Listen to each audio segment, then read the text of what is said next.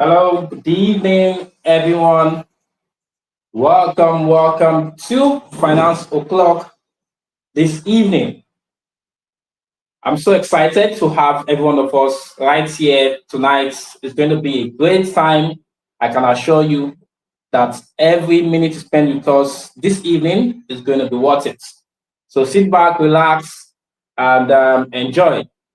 Without wasting any of your time, I'm going to bring in our guest speaker up um, to join us. But before that, just to be sure that you guys can hear me loud and clear and you can see me, please type in the chat box where you are joining us from. So you could just say your name and your location. For example, you could say Ogochukwu, Lagos.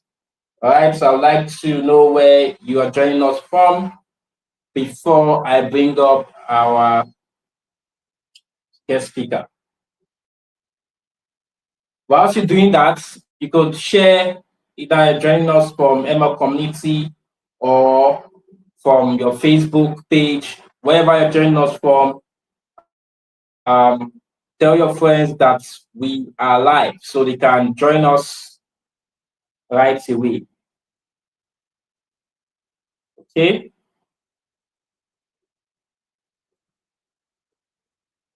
All right, Kefi. I can see somebody joining us from Kefi. Gracias Telecom from Blessing from Kefi. Amazon Winifred from Asaba. Great to have you. Do we have anybody else? Do you have somebody from Zamfara? Do you have anybody from Kenya?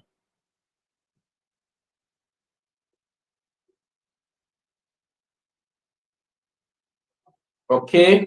Keep sharing, keep alerting your friends that we are live.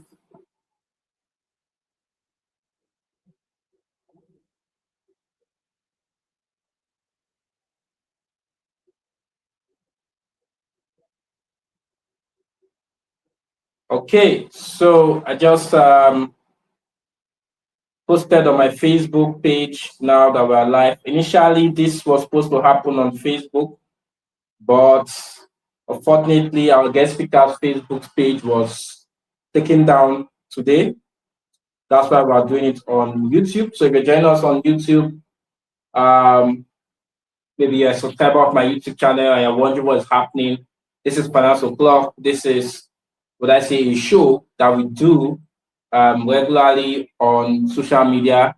That is Instagram and Facebook. We've had several of these sessions in the past on Instagram, especially, but this year we decided to bring it back again, and we're going to do more of it on Facebook. So and YouTube as well. So tonight's own is on YouTube. So thanks for joining us now. I can still see Faith from Ebonyi, Success from Benin City, Mikalia from Lagos, Benny from Lagos, Peter from Edo State. Thank you. So before I bring our guest speaker up, I'll just tell you a little about him. Alex Iheanacho is one of those renowned personal finance coach, or that's a personal finance evangelist that we have in our country. It's someone that I've known for about 6 years now, or maybe even more. I've followed his teachings for more than 5 years from Facebook. And I always tell him that he's one of those individuals, or I say one of those fantastic persons that made me to start this thing called money lessons. I mean, at some point I was thinking that the knowledge I had was not fit for social media. I was scared about what people would say when I started sharing my thoughts. But when I saw that Alex was doing this thing consistently without worrying about what people had to say, I said, that means I can do it as well. So you can clap if you can. I know I can see you.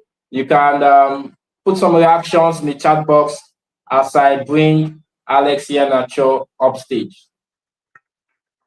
Okay, so thank you, Alex, for joining us this evening. It's so beautiful to have you again with us.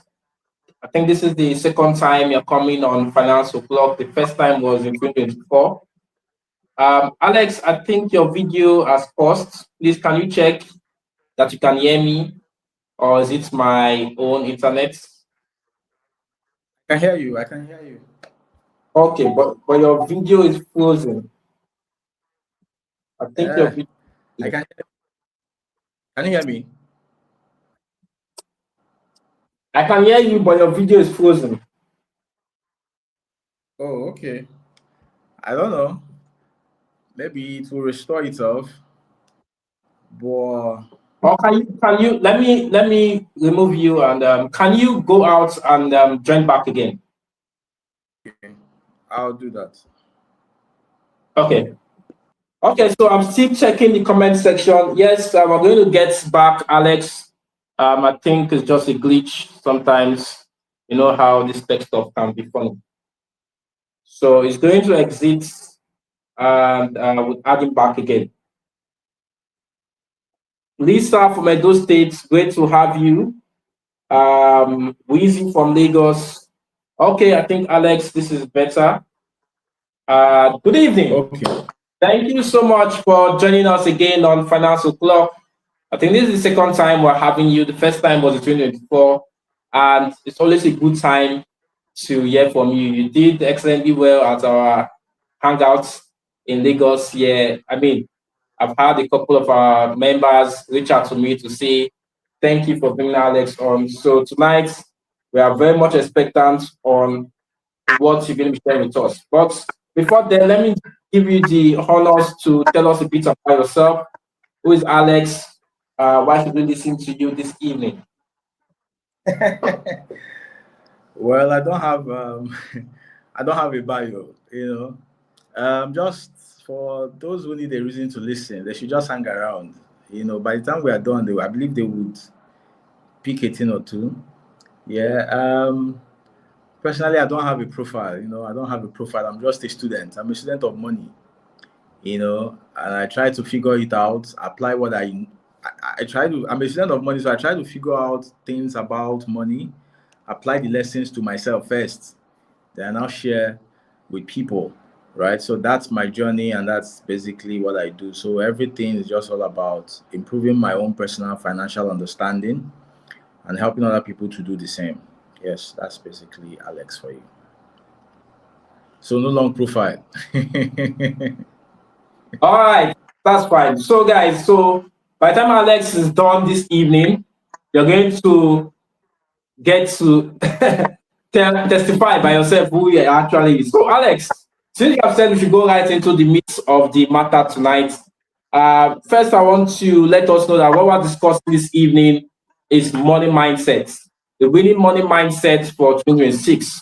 Alex, why is mindset important for us on the journey to financial freedom?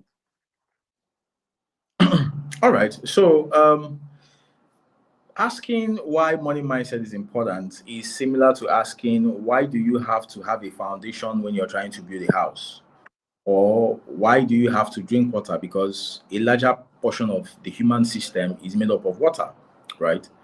So I like to say that you can't have in your pocket what you don't first have in your mind. So the mind is always the first door to receiving things that can help you grow and receiving things that can also destroy you. So when we came into this world, the only thing that determine how we think now and how we're able to develop intellectually, psychologically, physically, emotionally, and all of that is a function of what we received, what we downloaded. For example, if you give birth to a child now and you take the child to go live with a dog, right? The child does not have any interaction with human beings. The child knows just the dog. That human being will grow up to behave just like a dog, right? That is a function of the mind. That is what the mind can make out of the man, right? And that's why I like to tell people that mindset is key. That is why you will see the child of a child that was born into child that was raised in wealth intentionally, right? You will see the child grow up, make a lot of mistakes, and still end up wealthy. Then you see the child of a poor man, right, grow up, just put in some effort, and end up poor. What happens basically is that you need to understand that how the mind is formed determines what a man becomes. So if you are in that place where you you are not receiving the right information, or you didn't receive the right information while growing up, you need to understand that you need to work on yourself, because the foundation of whatever it is that is going to be for you is going to come from your mindset. And when we are talking of mindset, of course, mindset is just a subset of what we refer to as money psychology, right? So we have mindset, we have your mindsets, your money mindset, we have your money emotions, and we have your money persona. These are the things that define your money psychology. And your money psychology is the foundation upon which the rest of your financial life runs. So whatever you're seeing in your life right now is a function of your mindset so far. And whatever that is going to become of you going forward is also going to become a function of how you improve your mindset going forward. So if you think that what you have now is not the best, and for so many of us, of course, we what we have is not the best, there's always room for improvement. What you need to start doing right now is to become a student of working on your mindset. Like we say in finance, financial success is always 20% strategy and 80% psychology, right? 80% of your outcome is a function of your mind, is a function of your money psychology, is a function of your money emotions, is a function of your money persona. So you need to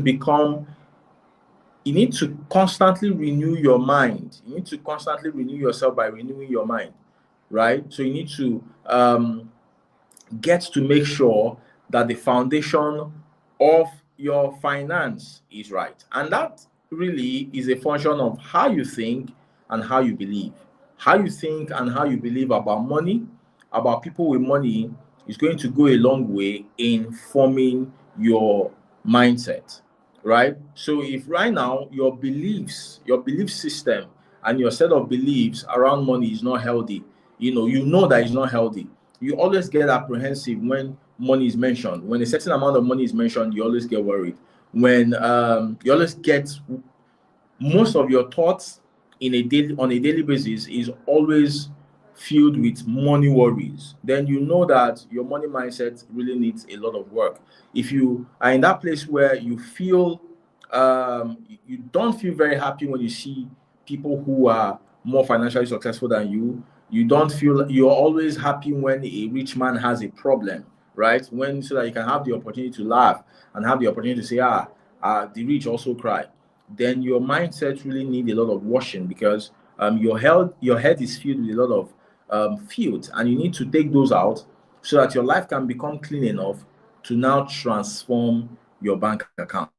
So that is very crucial for you, especially if you're looking at making financial progress, right? Ogo, are you there? Interesting. Interesting. Yeah, I'm here. That's a good one. So tell me, I heard you talk about beliefs, money beliefs. What are those common money beliefs that you would say is holding many of us back, especially in this part of the world? So there are quite a lot of them, but the key way for the individuals who are listening is for you to go back and ask yourself, what was the most predominant money belief in your family when you were growing up, or in the place where you grew up? The people that were around you, like your parents, your loved ones, your church, what was the predominant money beliefs that they had? Because that is exactly what they transfer to you. Okay.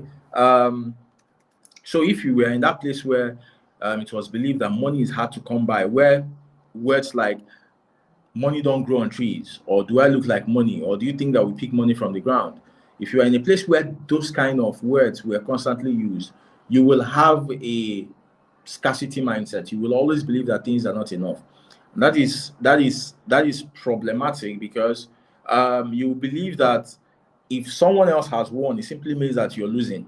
If someone else is winning, it simply means that you're out of the race, right? That is why you get apprehensive when you see someone else succeeding, when you see someone else buying that new car, when you see someone else going abroad, when you see someone else, building the business and doing all of those things, you become apprehensive. It seems like this guy has taken the thing that is meant for all of us. Now, for someone like me, nothing is left. And that is how you begin to hate people that have more than you do, because you believe somehow subconsciously that there is scarcity of things, that things are not enough. So you have to, fight for the little that is around. We also have this belief of shame, right? There is a lot of people who believe that money is shameful, right? They don't know this, but that is what they subconsciously believe, right? That it's shameful to have a lot of money, because because they were told that people that have a lot of money must have done something, wicked. They must have committed one sin or the other, right? So being associated with a lot of money is something that is shameful, because by the time you go to your people who are mostly broke and poor, you will be the odd one out, you'll be the exceptional guy. And of course, that would be a problem. Like, look at him now, he's not a big boy. Those kind of things bring shame, associate shame with prosperity, right? So that is also that money is evil, right? Money is evil is also a common belief. I remember when I was growing up, my grandmother used to tell the story of Lazarus and the rich man, right? And that story was always told to make us believe the reason why Lazarus went to heaven was because he was poor, and the reason why the rich man went to hell was because he was a rich man, because he had money, right? So that was a way to help you condone your poverty, that at least at the end of the day, you will make heaven and all of those kind of things. They used to also read things like, oh, it's easy for the camel to pass through the eyes of a needle than for a rich man to enter the kingdom of heaven. What they didn't tell us was that, number one, Lazarus, the Bible says, that same Bible where they quote that thing from, says that Lazarus conceived in his heart to feed from the crumbs that fell from the rich man's table. It simply means that God did not make him so, he chose, right? That was his choice. He made that choice. And they also did not tell us that camel, the name camel as was used in the Bible, is actually the name of a place, right? That it is not what it means, or what the poor people who read the Bible have translated it to mean. And that's why I always tell people that there are two things you must never allow a poor man to teach you. You must never allow a poor man to teach you economics, and you must never allow a poor man to teach you about God, right? You need to learn about God, not from someone who is struggling to even understand the power of these things and their true meanings. The person will transfer to you limiting definitions that will limit you, right? For example, in economics, if a poor man teaches you economics, he will teach you things like scarcity, right? What the person does not really tell you, when a poor man teaches scarcity in economics, what he will make you understand is that things are not enough, which confirms what you have already heard, that things are not enough. So if this guy has it, it simply means I don't have it. But what scarcity in economics is simply telling you is that you have to run preference, because if you use this particular thing to solve this problem, this particular thing cannot be available at the moment for you to solve the other problem. So you need to be sure of what exactly you want to use these resources to solve in this moment, right? That is the idea. So it does not mean that things are not enough to help us meet our needs when it matters. Okay, it takes a different teacher for you to have a better understanding of these things. So money is scarce, money is hard to come by, right? Things are hard. Like I say, people need to understand that scarcity and abundance is like light and darkness. Okay, the fact that there is light does not mean that there is absence of darkness. It's just a function of what you choose to focus on. For example, in this room, the reason why you can see my face and I can see what's going on here is because of the fact that I have light in here, right? So it simply means that the reason why this room is not dark is because of the fact that I focused on light. I focused on having light, and I did things that gave me light and brightened my face. At any point in time, I take my eyes and my interest and my focus off light. What happens is that I become interested in darkness. So if this light eventually goes off, maybe they interrupt the power supply or something goes on there, I would not bother to seek light. So darkness takes over, right? So when you are experiencing absence of abundance, it does not mean that things are not there. It simply means that your focus is wrong. You're focusing on things that perpetuate darkness instead of you focusing on things that bring light. And that is what happens many times when we don't have, we begin to worry and focus more on what we don't have instead of being appreciative of what we already have, so that it can expand and grow and envelop us and give us more. So there are so many beliefs that we wouldn't really be able to talk about here. I have a book on that talks about a lot of money beliefs and all of that. But these are a few very common ones that most people can relate with, right? And they are also very fundamental. If you work on these ones, if you begin to work on these ones, especially the mindset of scarcity, the belief that things are not enough, right? Your life is actually going to change. Yeah. Thank you, Alex. Ogo, are you Thank you, there? Alex. So now we know that some of these beliefs that Can you hear we. me? Yes, I can hear you. Yes, I can hear you. Can you hear me? Oh, okay, good. So now that we know that some of these money beliefs that we would I say acquired from childhood, because there's something that I often say that the way we behave today is a function of our childhood programming. Some of us, we didn't know, or we don't even know that we're programmed wrongly. So we're just going through life based on what we perceive from our parents. I mean, what they did, we saw the way they behaved with money, telling you that money doesn't go on tree, trying to make it look like money is a very difficult tool to come by. And so we grew up thinking that, money will always be scarce. I mean, you have to sweat to get money. In fact, some persons don't even think that they can ever be rich because, like you said, they have been taught that it's difficult for a rich man to get to heaven, or if it's easier for a camel to go through the eye of a needle than for a rich man to go into heaven. We have been taught several things consciously and unconsciously. Now, the question is, how can we now reprogram our mindsets that will help to facilitate growth? Because I've come to realize that some of us, we are struggling financially because of our mindset. How can we change this mindset that is limiting us from achieving financial success? All right. So the way we are going to achieve reprogramming of the mind is the same way the mind was programmed. So for you to be able to reprogram the mind, you have to first of all understand how the mind was programmed, right? Because the same route with which the mind was programmed, it is the same route with which you can use to reprogram your mind, right? So I like to let people know that. Anyway, I will not go into very so much details on that. I like to know people know that you are a composition. Your financial mindset, your money psychology, and all of that is a composition of nature and nurture, right? In your DNA, there are traces of your ancestors in your DNA, right? And whatever those ancestors were will reflect in your natural dispositions to money, right?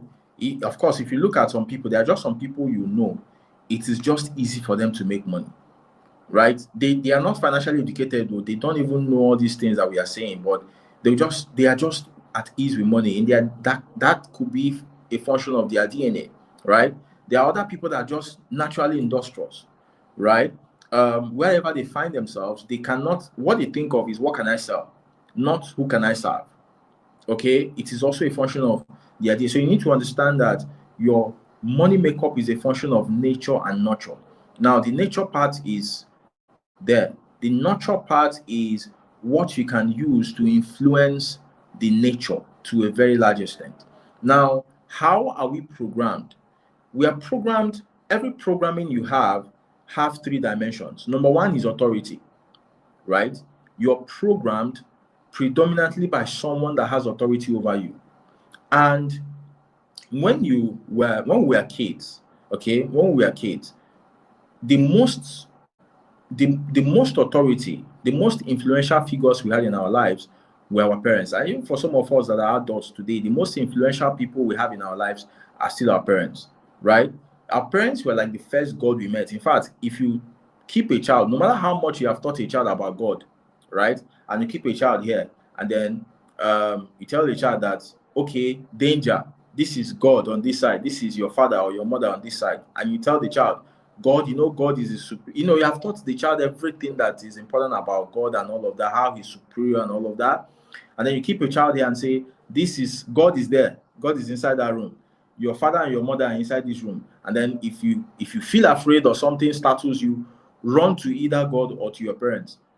Run either to the room where your parents are or to the room where God is. You will know that almost 100% of the time, the child will run into the room where the parents are. Why? Because the first God that the child believes, the first God that the child knows, the first God that the child encounters is the parents, right? Or are the parents, especially the father, right? So if these people, now, it is your parents that will introduce you to the other authorities. It is your parents that will take you to church and introduce you to a pastor or put you under the influence of a pastor. It is your parents that will take you to school and put you under the influence of a teacher, right? It is your parents that will introduce you to the society by putting you under the influence of the media. The kind of news you enjoy today probably is a function of the kind of news your father used to listen to when you were growing up. So these authority figures, right, have the most power to program us.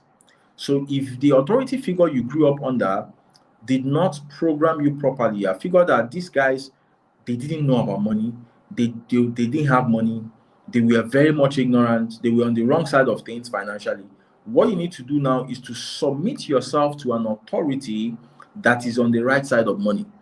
And that is why I always talk about mentorship, right? When I was still on Facebook, I used to write a lot about mentorship. And I still believe so much that everyone should take mentorship seriously. Mentorship is a short curve. Life does not have shortcuts, but life has short curves. There are paths you can follow to make the journey shorter. Mentorship is one of them, right? I am a product of mentorship. If not for mentorship, I don't know where I'll be today.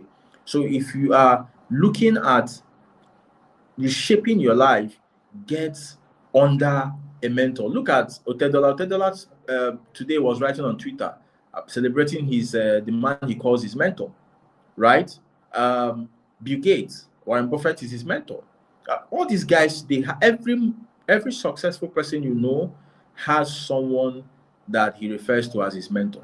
So what happens is that by the time you put yourself under the influence of authority that talks about money, that is wealthy, that talks about money, that understands money, you begin to reshape what you believe is possible. If your mentor tells you money is easy, go and make some money, you will believe him and you go and try.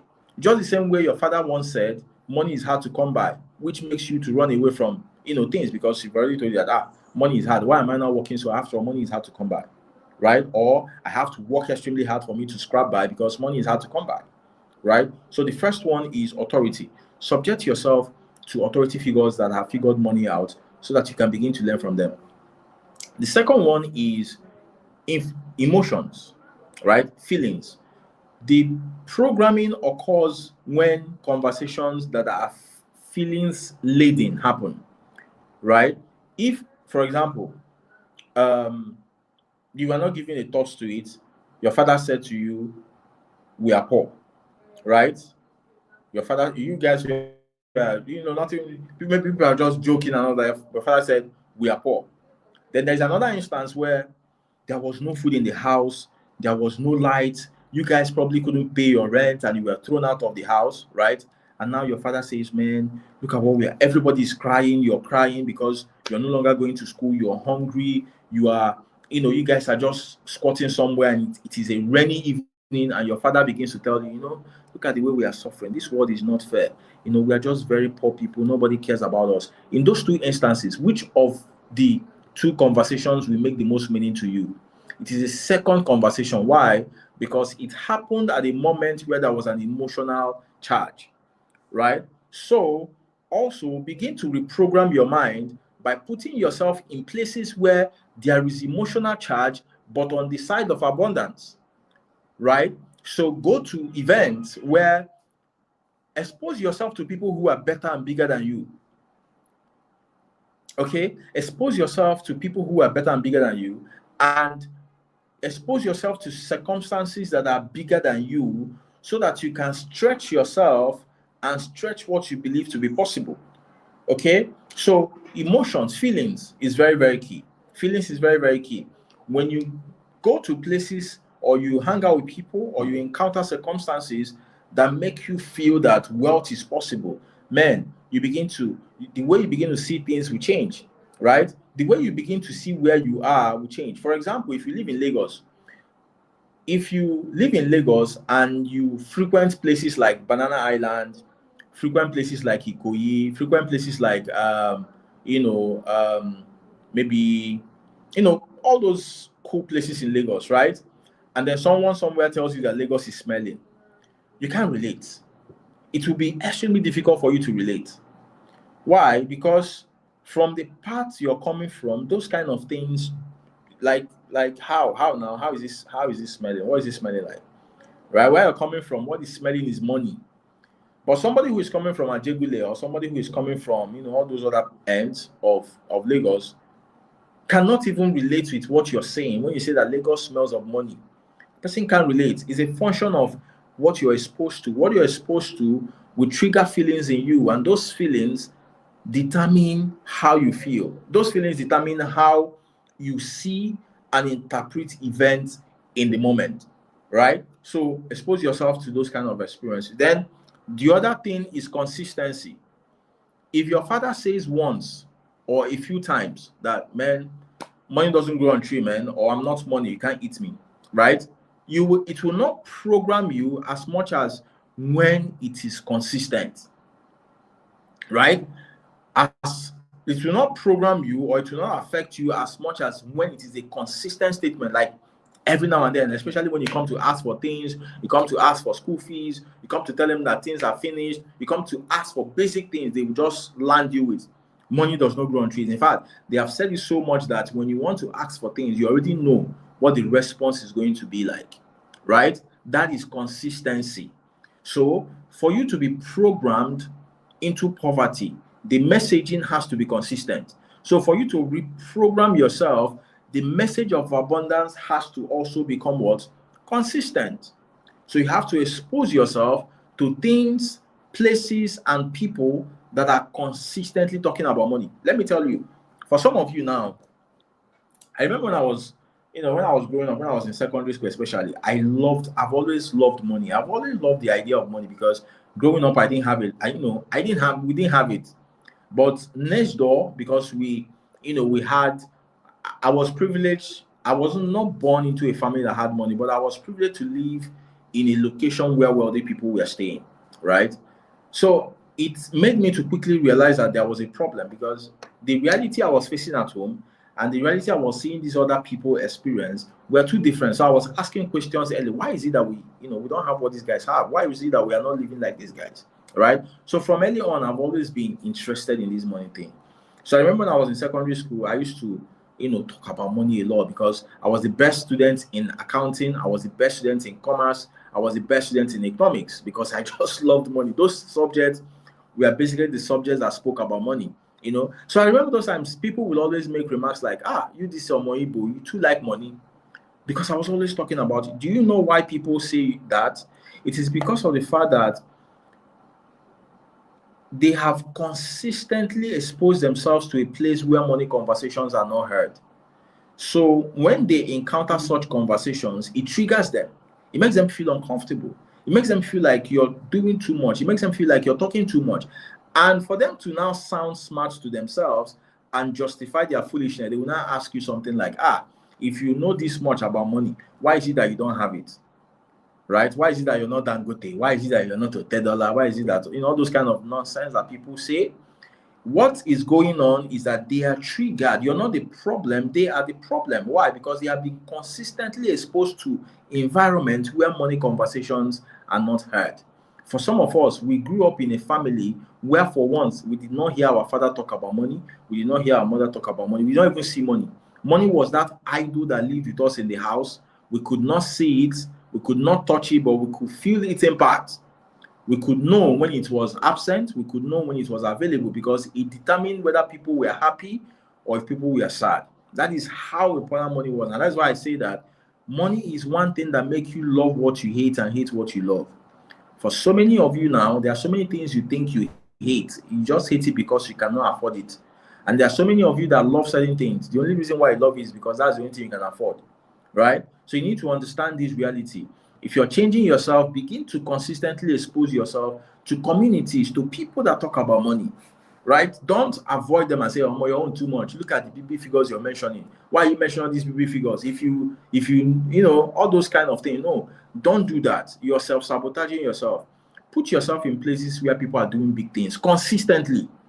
In fact, don't let any day pass you by that you don't have money conversation or that you don't listen to money conversation. There is no day that passes me by that I don't read something about money. Like, it's part of my life, right? Because I need for you to, of course, you also need to understand that you cannot just hear this message once and your life will change, right? Because it took you forever, it took you all your life for you to be like this.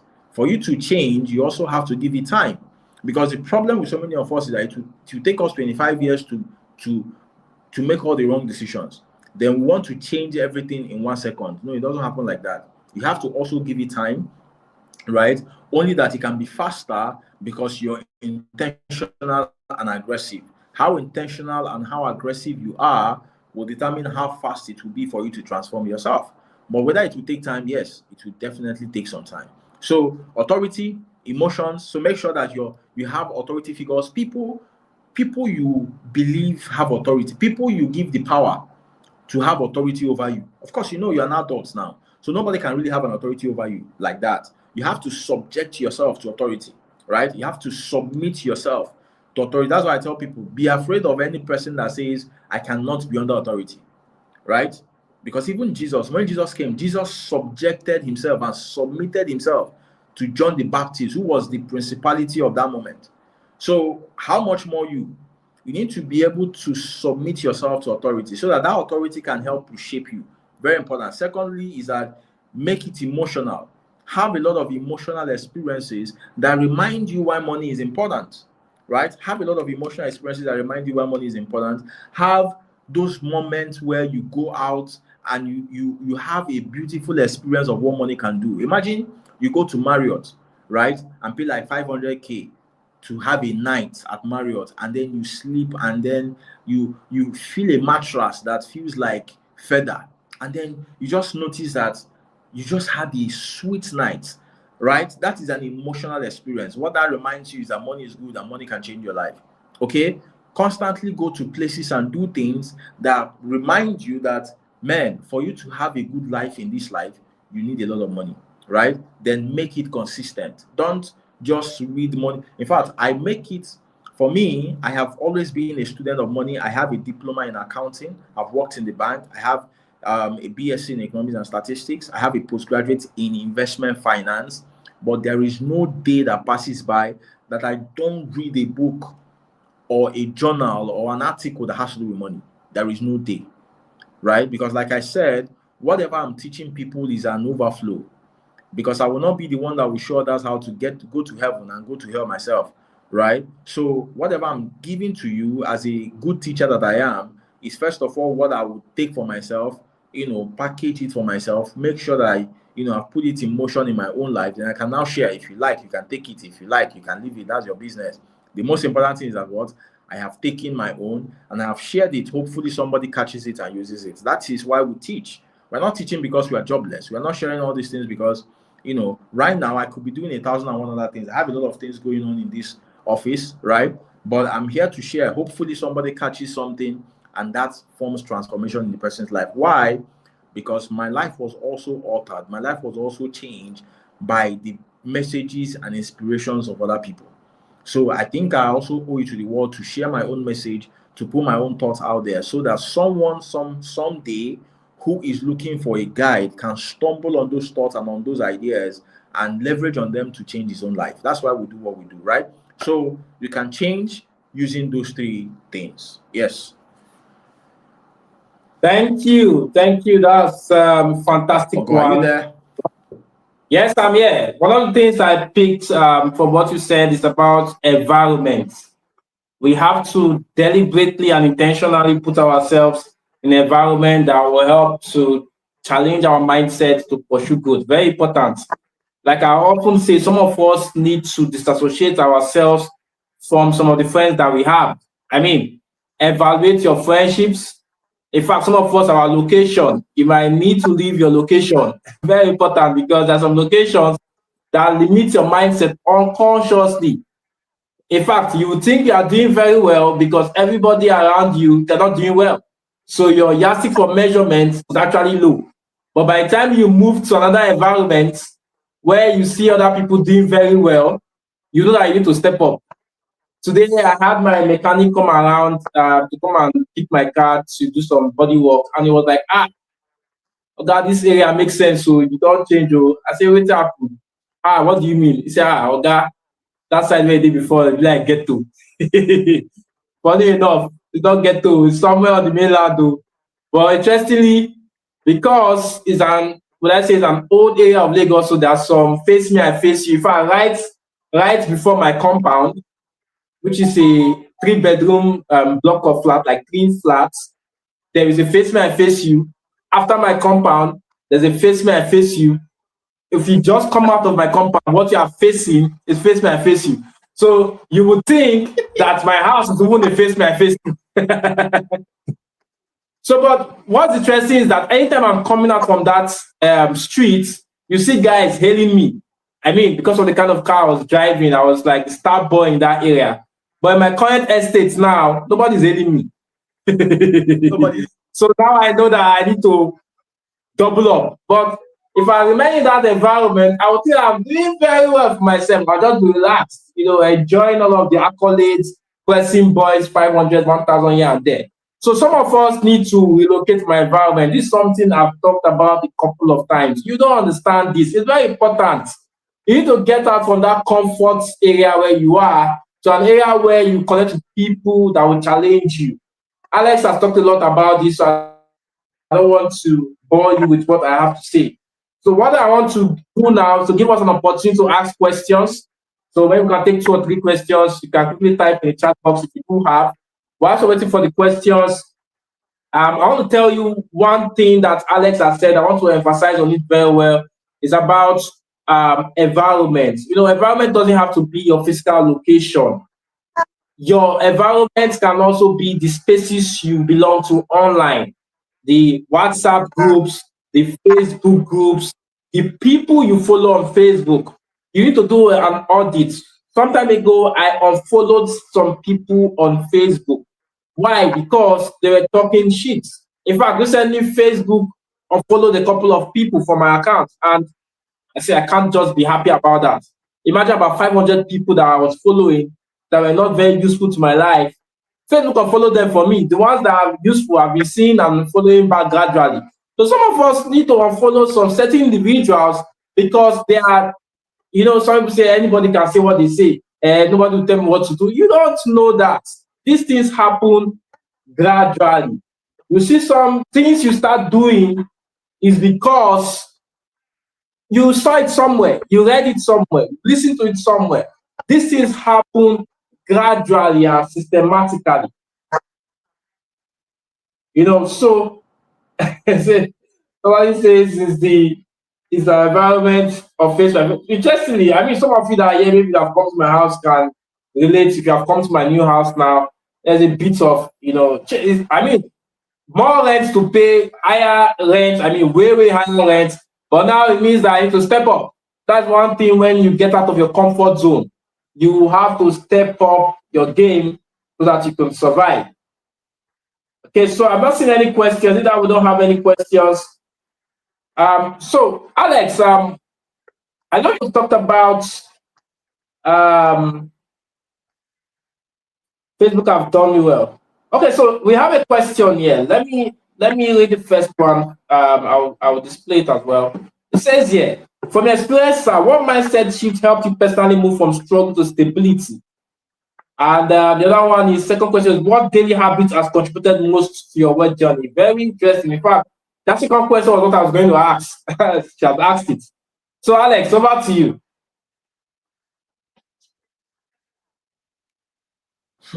Thank you, Funaya, for this question. Man, the question is deep. It's reflective. It has to make me think. What experience helped you personally move from struggle to stability? All right. So, what experience? What experience? What experience? What experience? All right. So, I think the one I can share that is it probably applies especially to a young person is my mentor. So when I finished university in I graduated university 2013, and I was lost. Really, I was lost because so I have a problem. I was that young, agile guy. I discovered my talents and my purpose very early, but I had a lot of trauma, right? I had a lot of trauma that I was battling, and those traumas affected me. One of the things that the trauma did was to give me this fear of, not being enough. This fear of, oh, what do I even know? What will people? This thing I'm doing now is something I should have been doing like 20, 30 years ago, right? I was that good early on, but I just did not start. So I remember when I left university, I was lost, right? I was confused. I didn't know what to do because when I was studying economics, they told us that economics can work anywhere. But when I got to my final year, I realized that in the market, there is no place called anywhere in the marketplace, right? Economics is a very fantastic subject, but it's a subject that can also predispose you to struggling if you don't know how to fix yourself. Because, for example, if you study accounting, you know where you're going to, right? You just go there. If you study, personal management, you know where you're going to. If you study engineering, you know where you're going to. But if you study economics, you have to force everybody to believe that you can be everything. And we know that you can't really be everything in the marketplace. So I then met this man who accepted to mentor me. I lived in his house. He took me in and I lived in his house for 2 years. From 2014 to 2016, I lived in his house. Now, a couple of things happened in that time that changed so many things for me. Number one is that when I was in school, there was this subject called econometrics. If you read economics or you have someone that read economics, you must have had how difficult and how complex econometrics can be. Econometrics can mess you up a lot of times. So when I of course I didn't fail it, but it was not that subject I really enjoyed a lot. So when I met this mentor of mine, he was into financial research, right? He was into financial research and data analytics. And basically what he was doing was using econometrics models to interpret, data and advise people on financial decisions. Now, when I came to live with him, he said that he was going to change my life, that he was going to show me the way and he was going to change my life. And one of the things he did for me was to teach me how to become so good. I mean, I spent 4 years in university and econometrics was still a tough stuff. But within a few months, this man taught me how to understand econometrics in such a way that I was a copper. When I went back to my University of Benin, to lecture some of the people that taught me, some of the lecturers that taught me, including my econometrics lecturer, econometrics, and I was paid. I was paid $100 for that lecture, right? That did something for me to understand that knowledge is something you can synthesize, and nothing is difficult. The second thing that happened while I was living with him was that I started doing, I started assisting people. I became a research assistant. Now, of course, I was a research assistant, so I was working for a lot of people who were paying me top money. People could transfer 250K, 500K to my account without having to meet me, without knowing me. I understood a couple of things. Number one, who you follow matters, right? If you are able to follow someone that has pedigree, someone that has integrity, it rubs off on you and it helps to shorten your journey. Secondly, is that people can pay you if you have value. I mean, PhD holders, CEOs of big companies were paying me a copper, top money to help them analyze data, interpret the data, and advise them. They did not ask me. They don't even know whether I went to school or not. For as long as I could get the job done, they were willing to pay me whatever I was willing to charge, right? So that has been, those instances have been very instrumental in helping me. So whenever I am in a place, I always realize I can get out. Why? Because I have the ability to make people give me money, right? I have the ability to make people pay me. Then the other thing is the mindset of knowing that if you must get money from people, you must solve a problem for them. And not just that you must solve a problem for them, you must solve a problem for people, and you must communicate the problem you have solved to them, and you must ask them to pay you. Because if you solve a problem for people and you don't communicate the problem that you have solved for them, people are likely to undervalue you. That is why you are working somewhere, you're doing a lot, but because you're not communicating what you're doing, nobody is even recognizing what you're doing. Secondly, is that people by nature will not reward you unless you ask them to. That is why you have been doing a lot for people, but they have just been telling you, thank you, God bless you. They have not been paying you. They believe that thank you, God bless you is enough payment. And it's enough for you because you accepted it. So if you want people to pay you, you have to demand them to pay you, right? If I'm coming on this stuff and somebody say, oh, come and speak on my platform, I will tell you that, guy, I charge money. I might decide not to charge you, but that does not mean that I don't charge. I charge for speaking. For coming on live like this, I charge money, but I might decide not to charge you for any reason, right? So if I'm doing it for you for free, it does not mean that it is free. It just means that I decide not to charge you. Okay? So that skill is the skill we call selling, right? Communicating the problem you solve to people and asking them to take the solution and give you money. That is selling. So selling is a skill. When you master that skill, then you know that you can't really be broke. Because if you don't have money, all you need to do is to go out there and sell something and you make money, right? So these thoughts, they were just the ones that were close by. I hope they are helpful in some way in guiding your own path and your thoughts as well. Yeah. Then I think there's a second question. What's the second question? Okay, so the second question is what daily habits has contributed most to your wealth journey? All right. So when people talk about wealth, right, they talk about making money. But wealth goes beyond money. So I tell people that I get wealthy every day, even if I don't make money every day, right? And that is because of the way my life is set up. My life is, there is what I refer to. So for those of you who have my books, those of you that have read my books, in my book, I talk about what is called the 5 wealth distinctions, right? And I defined wealth in so many ways. You have to know that wealth is beyond money. You can talk about wealth from the standpoint of time. You can talk about wealth from the standpoint of asset, and you can talk about wealth from the standpoint of distinctions. And that is a superior way to approach wealth. And what that means is that there are 5 zones of wealth, right? And your journey on a daily basis is to make sure that you pour something into those 5 buckets of wealth. I call them the 5 buckets of wealth, or the 5 zones of wealth. What you need to do is to make sure that every day of your life, right, you set up your life in such a way that you make a touch, you pour something into those buckets of wealth. The first one is your spiritual zone, right, or your spiritual bucket. Okay.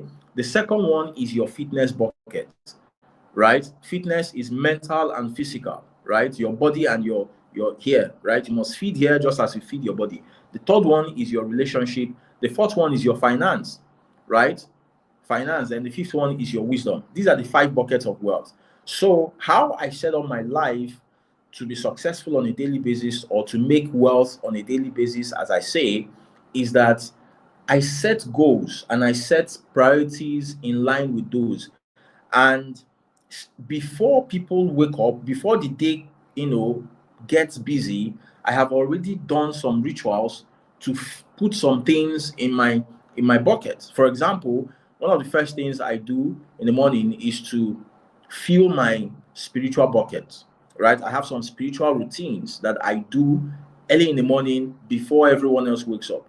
That fortifies me. And after that, the next thing I do, right, is to put something in my head. right? After that, the next thing I do is to work on my body, right? To work on my body.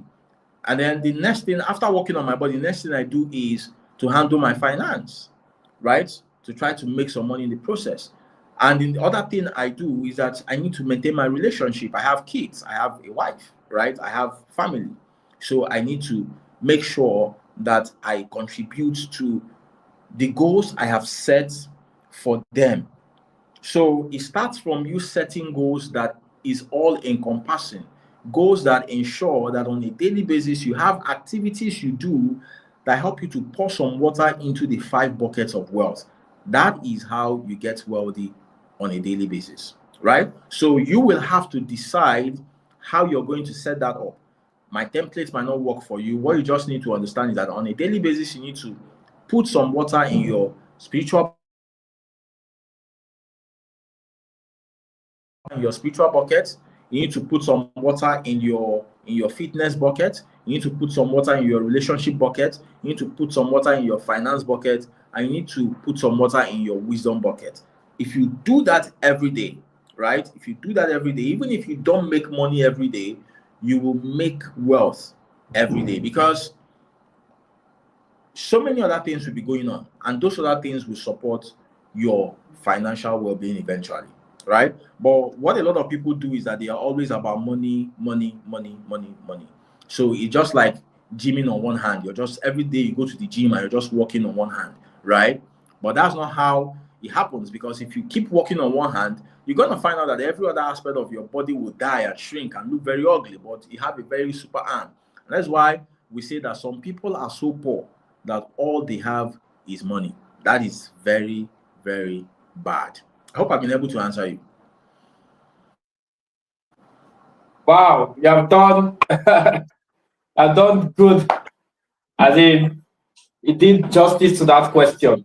Okay, so we're going to take one more question because it's 9 o'clock already, and then we need to let Alex go and fill his relationship buckets.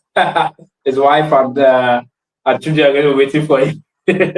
Okay, why is I also go and fill mine? Okay, so we have one question here from George. Luca, thanks for joining us on Financial Club this evening. It says here, what are things you know now that you wish you had known earlier? So I'm guessing this question is around maybe mindset and finance. Say, what are the things that you know now that you wished you knew earlier?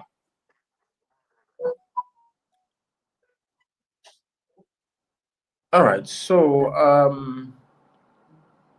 I wish, so it could be, it might be not knowing, it might be doing, right? So what are the things I wish I did earlier?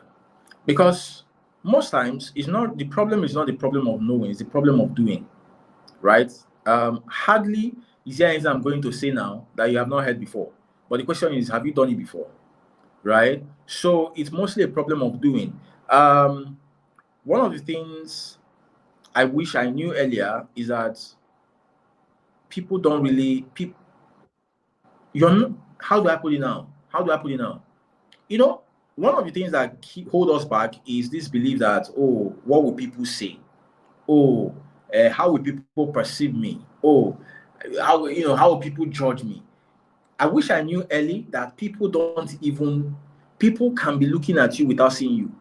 You see, people's lives are so wrapped up with problem that they are consumed by their own problem, that you're not even subject on their table. In fact, if they are talking about you, they are not talking about you because they mean it. They are talking about you because they are using you to forget their own problem. Because for a very long time, I was stuck in that place where I was always careful of, oh, what will people say? Oh, how will people judge me? Oh, how will people receive me, man? And that has kept a lot of people down. You see a lot of smart people, they can't come and say, oh, I don't like the way I talk, I don't like the way I look, or I don't like, they just don't like something because they feel like somebody's going to judge them. Man, nobody cares. Nobody sees you. Nobody remembers you. Nobody, even if they remember you, they don't care. Right? They don't care about you, man. So I wish I knew early that people don't send you like that. You're not that important, right? So stop assuming in your head that people to send you. They don't send you. Just go out there and do what you have to do, right? Second thing I wish I knew early was that selling was the only way to cure your income problem, right? I wish I knew that early, that selling is the only way to cure your income problem, right? And I also wish I knew early that entrepreneurship, not entrepreneurship now, because all of us are entrepreneurs. I wish I knew early that starting a business is not the only path to prosperity, to financial prosperity, right? You know, I'm one of those people that we were indoctrinated by Rich Dad Poor Dad. You know, Rich Dad Poor Dad, he made you believe a lot of things that are not, you know, that are not really nice if you don't look at them properly, right? One thing you need, if I were to advise a young person, the advice I would give him about how to scale income when you come out of school will be totally different from what I did, right? So I wish I knew early that you can come out of school, right? Aim to get to the top of a career, make a lot of money from your career, and be an investor instead of trying to start businesses that might just want to kill you in the process. Okay. You probably will have better way to run a business afterwards if you started out by working in a solid, well-structured, top-tier business. I did not know that because I was once in the bank and I resigned from the bank and ran away. Right? I didn't know that. I wish I knew that I could, you know, scale up. I have a friend, I have a family friend who is just, you know, a small girl. It's like, I think she's 25 or 26, man. That girl is living a life that amazes me. The girl works in Shell, right? The girl works in Shell. And you don't need to know how much she's paid. In fact, not even how much she's paid. You don't need to know what her allowances are. In fact, not even her normal allowances, her traveling allowances. She is paid to travel the world. Like, oh God, it's very interesting, right? I have some, you know, as I've grown now and I'm in this position, I have some people around me that are doing some kind of jobs that just made me realize that, wait, oh, there was actually a shortcut to instead of all these things that we're doing. Oh, I don't want to, you know, sack your boss. I want to be the boss and all of that. There's actually another route that they don't teach us and nobody talks about that you can actually pass and short circuit this thing and actually still get the best of financial result. Warren Buffett, I hope you know that Warren Buffett does not own any business. Warren Buffett didn't start any business. There is no business that Warren Buffett owns that he started. So you don't have to start a business to own it. And you don't have to own a business to make money from the business. I never knew this. I wish I knew this early. The way I ran my path would have been totally different. What I did would have been totally different. But, you know, here are a few things that I wish that other people would pick up lessons from and redefine their own journey as well. Yeah.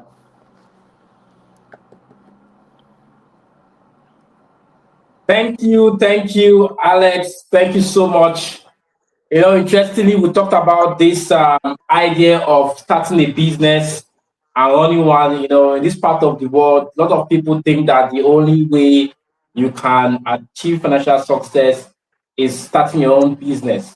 And I put it in the ML community today that that's not the only way. I mean, if you start investing early, aggressively, and consistently, you can build wealth comfortably. I'm telling you, very comfortably. In fact, you will turn out better than most people that start businesses. 80% of Yes, business fail in the first 5 years. 80%. I mean, it's bad. But if you can stick on your career, be the best at what you do, you know, every year you are becoming a better version of yourself, you get promoted. If you don't get promoted where you are, get out of that place, seek for another job elsewhere, and that's how you go. You know, interestingly, a friend of mine did something similar. You know, graduated economics. You know, I think was it first class? I can't remember exactly. But worked in the bank, first bank he did was Zenith Bank, and then he left Zenith Bank to go to another bank. And when he left Zenith Bank to go to the next bank, he was earning more than his supervisor in the previous bank.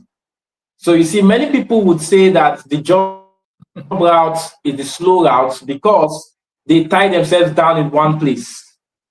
When you are in a place where your salary is not increasing on at least 2 year, let's say 2 years basis, you are shooting yourself in the foot.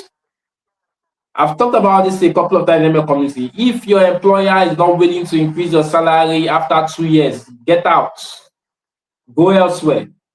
Yeah, and so that they fault you on that is because that why they fault you on the job. You know, a lot of people say that the job is a slow route is because of the fact that they are banking on the money they are paid. They are not banking on what they should do with the money they are paid. And that's why I tell people that it is the job of your boss to pay you salary. What you do with the salary is your job. So a lot of people are the job, they are getting paid by their boss on the job, but they have refused to do the job of employing their money, right? So while you're working, it's your job to be learning about how money works so that the money you make from the job, you can use it to get into the investment route. There is what I refer to as pathways to wealth. There are 4 pathways to wealth, right? Employment is one of the pathways to wealth. Business is one of the pathways to wealth, right? Investing is one of the pathways to wealth. Then intellectual property, right, is one of the pathways. These are the 4 pathways to anybody in human history that you know that has made money from one of these pathways or a combination of them. So why is everybody focusing on, especially in Africa, we are just, business. I'm not saying that business is bad. In fact, if you do it well, there is what I call lifestyle business, right? As an employee, you should have a lifestyle business because by nature, entrepreneurship is not a practice. Entrepreneurship is a state. God says, go into the world, reproduce, multiply, and dominate the earth. That is entrepreneurship. If you can cook rice, that's entrepreneurship. Entrepreneurship is discovering value and moving value from a place of low use to a place of high use. That's what entrepreneurship is all about. So an entrepreneur is not, you being an entrepreneur is not that you own a business, right? Everybody's an entrepreneur. It's just that some entrepreneurs work in a business while some entrepreneurs start businesses, right? So if you get it right with your job, when your boss pays you money, your job is to learn how to employ that money, right, in different places to make it work for you so that you don't keep complaining and keep cursing everybody. Nice. Thanks for adding more of your thoughts to that. So, guys, we have come to the end of Finance O'Clock this evening. I have asked Alex to do final notes. Alex, you want to still do some? You still want to say something? But I think you have said a lot already. So maybe I'll still give you 1 minute to say something. So, guys, thanks for joining us. This has been a great time. What I want you to do is to take a snapshot of what's happening, maybe what's showing on your screen now. You can post on Facebook, on your WhatsApp session to say that I had a great time with Money Lessons and Alex Iheanacho on 5 o'clock this evening. We're going to have this session again next week. We're going to have a different speaker is going to tell us about personal branding. All right, so you see, those of us that are trying to do something else away from our 8 to 5, you may want to come and learn how to do it better from the point of personal branding. So, Alex, over to you. Final notes for tonight. All right, so I think the final note would be nice for us to take it from the last conversation, which is you need to understand that there is no single path that leads to wealth. Yes, we have a lot of success stories of people that started businesses, right? But for every single success story we have millions of untold failed stories of people that would have done better if they chose another route. So you need to understand that there are different routes to wealth, right? So choose a route that is most comfortable for you. But more importantly, you need to know that it is your job, no matter the route you have chosen, it is your job to learn what money is, how money works, and how to make money work for you. And that is what I refer to as money sense. So improving your money sense is your duty, your responsibility, and your job. Don't sign it out. Don't abdicate that responsibility to someone else, hoping that someone will come and save you, hoping that someone will come and make your life better. All of those things will not work. Politicians are not going to save you. There is nobody that becomes the president of Nigeria today that will save you. You will have to save yourself, right? So you need to understand that it's your job to understand what money is, how money works, and how to make it work for you. And that is what you should begin to do immediately. So I would say that as you go into 2026, make it a life journey, make it a life commitment to understand wealth from the aspect of the wealth distinction that I've just talked about. And secondly, understand that it is your duty and your responsibility to understand what money is, how money works, and how to make it work for you. Therefore, take that duty seriously and make it count. That's what I have to say. Thank you guys for having me. I appreciate it. Thank you And so please much. follow me on TikTok. Meta has decided that I am no longer welcome on their platform. So follow me on TikTok and follow me Please, on what's your YouTube. TikTok? What's your TikTok handle? Alex Iheanacho Official. Alex Iheanacho Official is my TikTok handle. Okay, so that's Alex where I Iheanacho. am now. Alex Iheanacho Official, All yes. right. Let me see if I got it right. Okay, guys. So thank you so much for joining us this evening. Please follow Alex on TikTok. His Facebook page is down for now. He has a lot to talk about this topic. I mean, over the last 6 years, I've been following him on Facebook. I've learned a lot. He has written 3 books on personal finance and wealth building. So maybe go on his TikTok page so I can find a way to connect with him, so you can buy one of his books if you want. If you're a member of community, one of the books we are reading is I think the Wealth Distinction. Oh, I don't have any copy now. I'll show you. So we're reading one of the books that talks about how to organize your, let's say your financial life in this current millennium, something around that. So if you love reading, join our community, join our book club. If you don't love reading, in fact, join. It's important you read so that you can transform your mindset. You can delete those terrible habits and the behavior that you learned from your parents and your teachers back in the day. So, great time here. Thanks so much, Alex. Thanks so much. This has been a very good evening. And somehow, I think I enjoyed this session more on YouTube.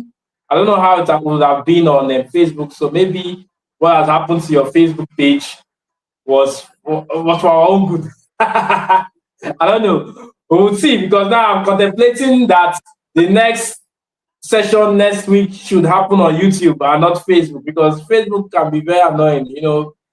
YouTube has no glitches, very smooth. Everything just worked out well. Well, we'll see how it goes. All right, guys. Felix, thanks. Peace out, Alex. Thanks.